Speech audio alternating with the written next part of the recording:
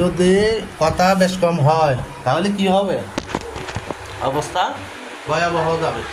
কি যাবে? তোমরা এই রুগীরা আর বিরক্ত করবে না। রুগীর নামে রহিমা বেগম রেখার কাছে তোমরা কেউ আসবে না। ইনশাআল্লাহ আমরা আর আসবো না। বলো আল্লাহর কসম। হ্যাঁ আল্লাহর কসম। আমরা আর কোনোদিন। আমি শুধু বলতে পারি আমারটা। এই আপনি আরো চালান দেন বাকি টাকা। সাঙ্গ পাঙ্গ যা আছে সবগুলো শুনতেছে, সবগুলো চলে যাবো। আচ্ছা। আর যদি কষ্ট পাইতে চাও তাহলে আমি কষ্ট দিতে রাখবো। আরেকটা কথা আছে, হেরা মুসলিম না হেরা ইহুদি, আপনি বার করেন। আমি কথা দিলাম চলে যাবো। ওই দেখেন আমি বিয়াল, ওই দেখেন হাত পা দেখেন, এদিকে দেখেন, আপনি আমার চেয়ে ভালোই বুঝেন, আমি বুঝাতে পারবো। এখন বাকি জিনগুলো যদি এরা আক্রমণ করে কেউ করতে পারবে না। এত ওগুলো আপনি আরো বার করেন, আরো আছে তারপরে। যে যেটা করছো, যে বেশি করছো সে সর্বপ্রথম আসতে হবে। তুমি বেশি করছো বিদায় তুমি সর্বপ্রথম ধরা গেছো। তোমার পরবর্তী স্টেপে যেগুলো এগুলো সবগুলো জন্য যে মেডিসিন গুলো দেওয়া এগুলো আমি দেবো। অবশ্যই আমি এটা সতা। হ্যাঁ।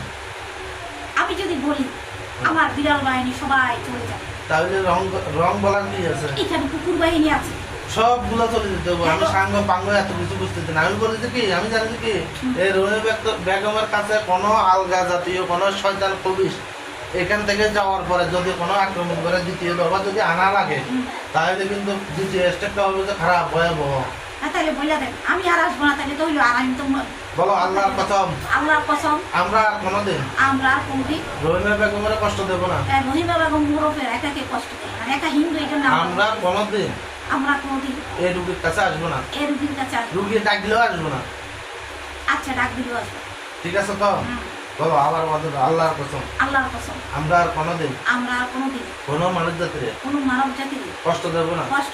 আমরা ভালো হয়ে যাবো। ওয়াদা দিয়ে গেলাম। শুনো, আমার কাছে কিন্তু ছাড় আছে।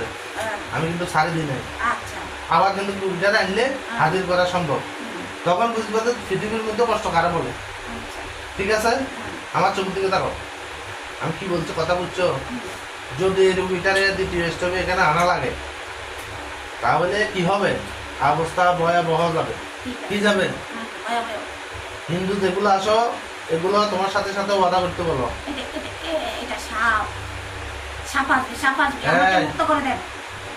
সবগুলো আসতে বলো। বুঝতে পেরেছি। বিড়াল হার মানছে আর জীবনে আসবে না। সে মুসলিম। সাপগুলো হয়েছে ইহুদি, এই জন্য তাকে বন জঙ্গলে সাপের মধ্যে এনেছে। আমি তাকে দেইনি, কিছুতেই ক্ষতি করতে। সবগুলো আসতে বলো। ঠিক আছে, এদেরকে রাখেন। তোরা সামনে আস, কথা বলো।